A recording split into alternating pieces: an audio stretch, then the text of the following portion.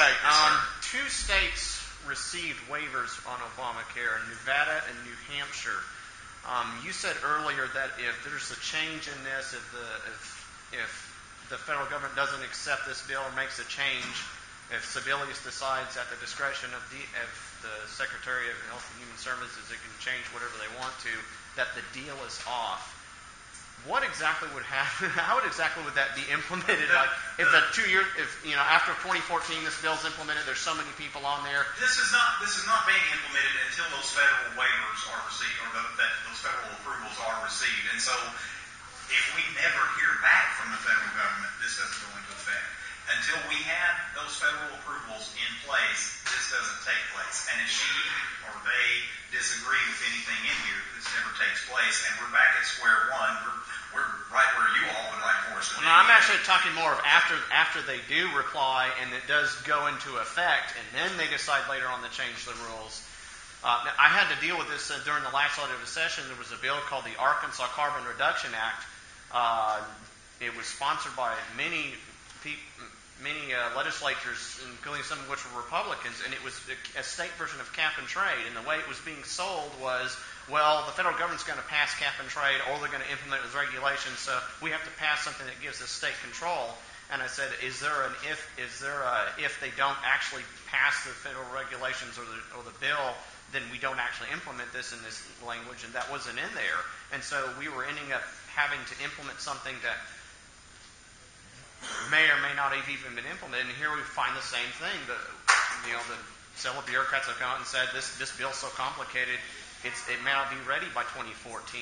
So it seems like we're getting ready to do something that we're not even sure is going to be implemented. There doesn't seem to be any if the federal government doesn't have this ready, then we don't actually implement this type language in there. Also, we have plenty of time to deal with this before then. I would rather at least wait, either call a special session or wait until the appropriation session, which occurs. This was something that I started to address earlier, and I got sidetracked with regards to the timeline on it. These companies they have to make bids, and they have to know what they're bidding on. So they have to know, okay, is there an extra 250,000 people or not?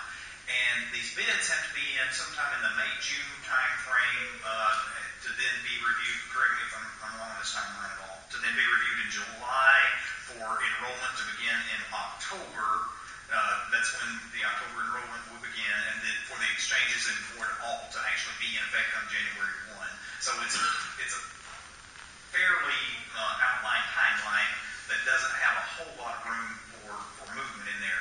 And then also, with regards to other issues in our legislature that are going on right now, there are bills on our agenda totaling up to about $100 million worth of tax cuts that a lot of that, or some of that, in terms of how some representatives are going to vote on those things, are dependent upon this, because this affects our overall state budget, which is another one of those things.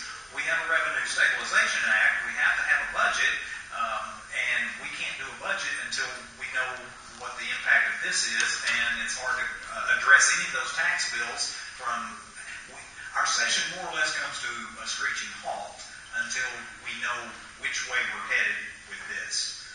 And with regards to your other question, I don't know if perhaps Dr. Allison could address that a little.